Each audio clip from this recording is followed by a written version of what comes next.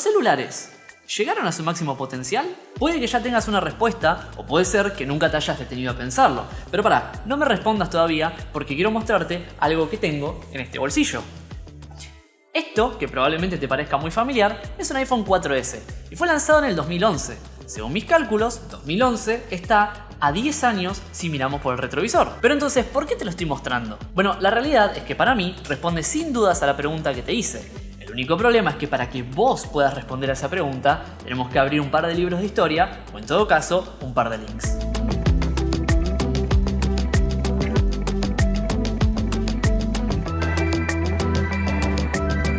Casi seguro que en algún punto de tu vida habrás escuchado hablar de esto, el tan conocido Motorola Dynatac, y a lo mejor recordarás que fue el primer celular. Y si bien en parte esto es cierto, la realidad es que el concepto de telefonía celular se remonta muchos años atrás. ¿Cuántos? Bueno, casi 40, al final de la Segunda Guerra Mundial para ser más precisos, que esta trajo consigo muchas cosas, pero una de las principales fue el rápido desarrollo en muchas áreas, y una de esas áreas, la que más beneficiada se vería, fue la de la comunicación. Los ingenieros de Bell Labs, ni lentos ni perezosos, se pusieron manos a la obra en un concepto nuevo. Importante que te lo aclare, pero si te suena familiar este nombre, es por la cantidad abrumadora de inventos que hicieron. El transistor, el láser, la fibra óptica, los satélites de comunicación, el panel solar, el sistema Unix, la tecnología DSL, el cable transatlántico de teléfono, y paro acá porque me quedé sin aire. Pero volviendo a lo que te estaba diciendo, la idea de ellos era poder recibir y realizar llamadas sin la necesidad de cables. El único problema es que los equipos para poder hacer esto eran muy pesados y consumían tanta electricidad que seguro hacían saltar la térmica de tu casa. Así que no tuvieron mejor idea que montarlo en un auto,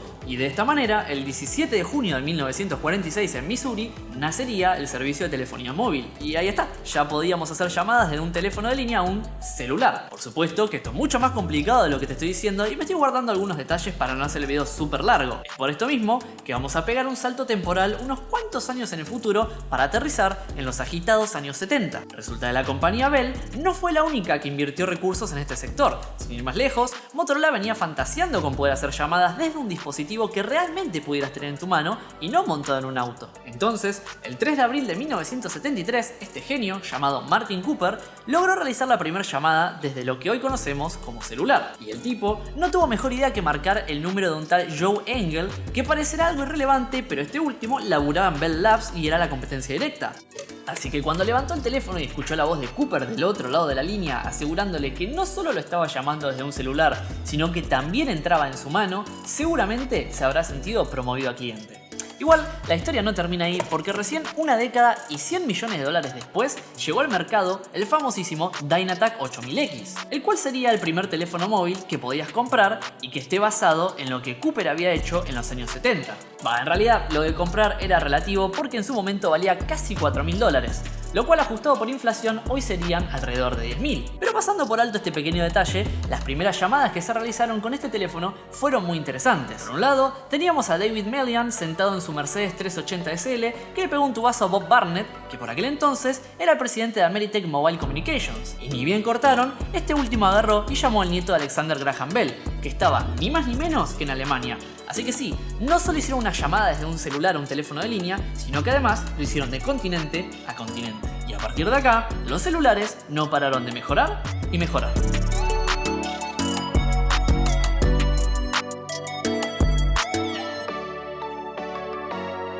En general, lo que se buscaba con todo esto era que los celulares se volvieran algo masivo, amigable con el usuario, más livianos, más baratos, más chicos, que tengan más batería, entre otros muchos etcétera. Comenzamos a ver teléfonos que tenían la capacidad de ocultar sus teclas, y claro, capaz que estás pensando en los de tapita, pero en realidad al principio eran así. Gracias a compañías como Nokia o Motorola, la gente pudo comprar su primer teléfono, lo cual a su vez hizo que estas tuvieran algunos de los mejores números financieros de su historia. Hacia el año 92 comenzaron a incorporar tecnología 2G y GSM, que básicamente quiere decir que podías mandar mensajes de texto, pero que además, gracias a esta última, podías realizar llamadas a todo el planeta. Después, en el año 93, IBM dijo, ¿saben qué? Voy a sacar un teléfono con pantalla táctil. Y lo hicieron. Aparte, funcionaba como una agenda digital. ¿Pero quieren saber cómo qué cosa no funcionaba? Como producto que se vendiera, porque la realidad es que la gente no lo compró mucho que digamos. Pero pasando el año 96, salió al mercado el Motorola StarTAC, siendo el primer teléfono con tapita y ahora sí con tapita como la conocemos todos. Y para cerrar la década, vamos a hablar de Samsung con un modelo bastante peculiar, específicamente el modelo SPH M100,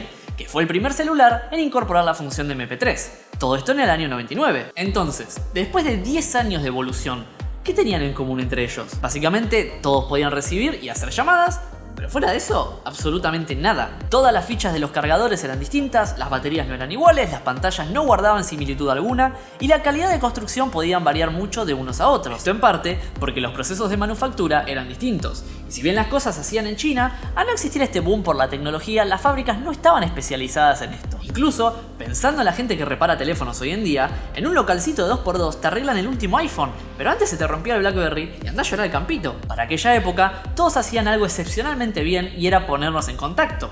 Con lo cual, si nos ubicamos exactamente en el año 1999, podríamos sin problemas plantearnos la misma pregunta que da título a este video. Pero nuevamente, no voy a responderla porque todavía falta un pedacito de historia importantísima que no vimos.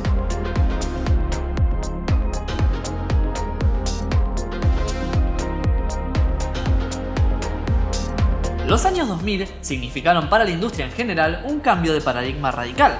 Como ya te dije antes, todos habían conseguido esa meta fundamental de permitir comunicarnos entre sí, con lo cual, el futuro para nuestros pequeños compañeros era realmente interesante. ¿Qué podían ofrecernos ahora los fabricantes? Durante toda esta década vimos cambios tan abruptos que me tomo el atrevimiento de partirla en dos. En los primeros años, comenzamos a ver cómo los celulares abandonaban su forma de ladrillo para pasar a algo que conocemos hoy en día como teléfonos con tapita. Y si bien no todos tuvieron la dicha de ser dotados con una, en general, la forma de los teléfonos comenzó a ser mucho más linda. Además, comenzaron a incorporar cámaras. Al principio solo una, usualmente ubicada en la tapita, lo cual era bastante inteligente porque si te pones a pensar, algunos teléfonos venían con una pantallita y cuando vos la cerrabas podías sacarte una selfie. Comenzamos a ver pantallas con color y a posterior mucho mejores resoluciones y calidad de colores en las mismas. También teníamos la posibilidad de almacenar canciones como si de un MP3 se tratara, lo cual era genial porque ahora no tenías la necesidad de llevar dos dispositivos distintos, con uno solo ya estabas. Y esto que te comenté solamente fue hasta el 2007,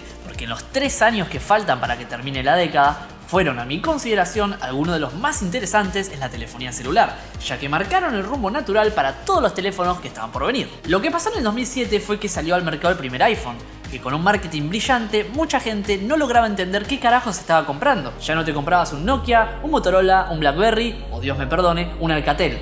Ahora te estabas comprando un iPhone que es un teléfono que, no sé, para la época hacía todo bien. Incorporaba varios sensores de rotación, multitouch para tocar con 2 dedos la pantalla, porque viste que antes no se podía. Eliminaron todo tipo de teclado y nos dejaron solamente con una pantalla y un botón. Arreglate, dijeron. Pero es que además vino con iOS, que es el primer sistema operativo de la historia.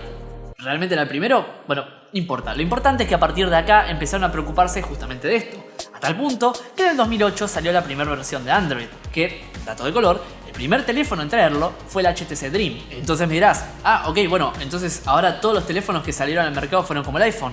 Bueno, no, ni de cerca. Seguíamos teniendo compañías un poco más conservadoras como Nokia.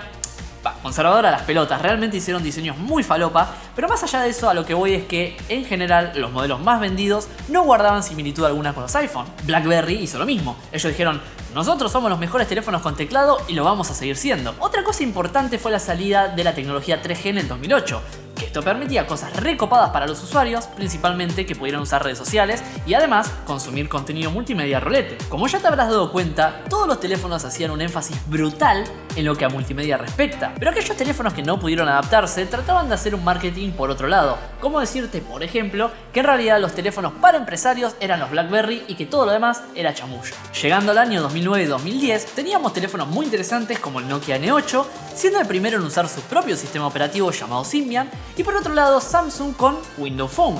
Y no escuchaste mal, dije Samsung. Y en septiembre del 2010 aterrizaría en todas las Apple Store del planeta el iPhone 4, el que, dejando todo fanatismo de lado, en aquella época era sin ningún tipo de dudas el mejor teléfono del mercado. Teníamos Retina Display, cámara trasera de 5 megapíxeles con flash y encima grabación HD. También teníamos una cámara delantera que se veía increíblemente bien, batería que duraba un montón, multitasking y miles de aplicaciones que podíamos bajar directamente de la App Store. Y punto y aparte, tenía una facha increíble. Verlo en la oreja de alguien significaba que a esa persona le estaba yendo realmente bien. O se lo había choreado, una de dos.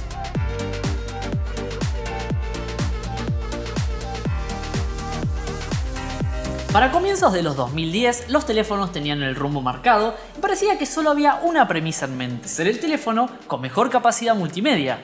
Algo que si bien arrastraron de los años 2000, ahora teníamos una especie de estándar, por así decirlo. Todos los fabricantes empezaron a migrar a una pantalla táctil, incorporaron cámaras y sistemas operativos. Esto último sería importantísimo porque ya no solo podíamos mandar mails, sacar fotos o escuchar alguna que otra canción, o básicamente cualquier cosa que el fabricante se le ocurriera darnos. Porque ahora, al tener acceso a un mercado de aplicaciones hechas por terceros, podíamos hacer tonterías como por ejemplo bajar juegos, o por qué no, probar que los sensores de nuestro celular estén bien tomándonos una cerveza o peleando con un sable láser. Pero también podíamos hacer cosas más interesantes como bajar una calculadora científica, programas de diseño y otras cosas más. Por otro lado, también se empezó a usar el micro USB para cargar los celulares. Ya no hacía falta tener 32 cables distintos para absolutamente todo, porque con uno solo podíamos cargarlo, transferir datos y, por qué no, conectarlo a algún accesorio. Otra cosa que se empezó a hacer cada vez más común a medida que la década avanzaba era cambiar los teléfonos con mucha más frecuencia de lo que solíamos hacerlo antes. Usualmente le dábamos el teléfono viejo a algún familiar, que de hecho capaz así fue como obtuviste el tuyo.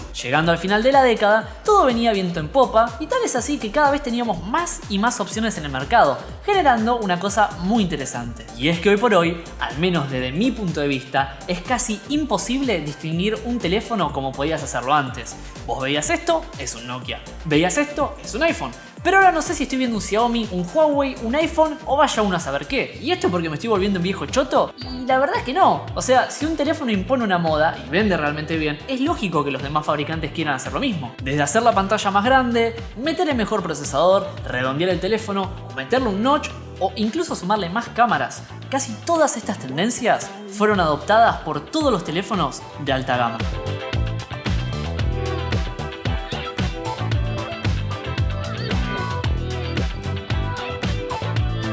Entonces, ¿los celulares llegaron a alcanzar su máximo potencial? Te voy a responder con otra pregunta.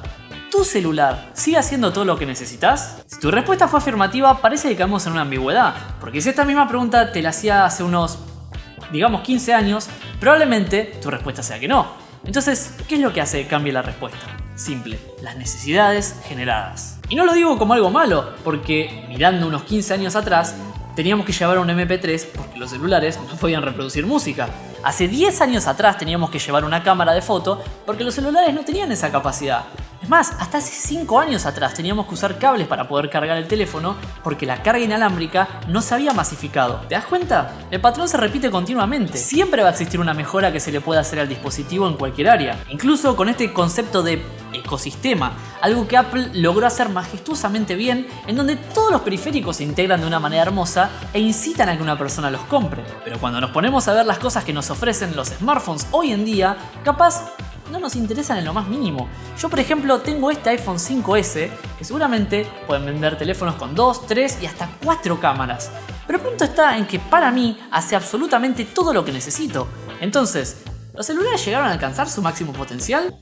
Para mí no, y nunca lo van a alcanzar, porque esto es una carrera que no tiene una meta definida, pero sí tiene postas. Y creo sin lugar a dudas que esta es una de esas postas.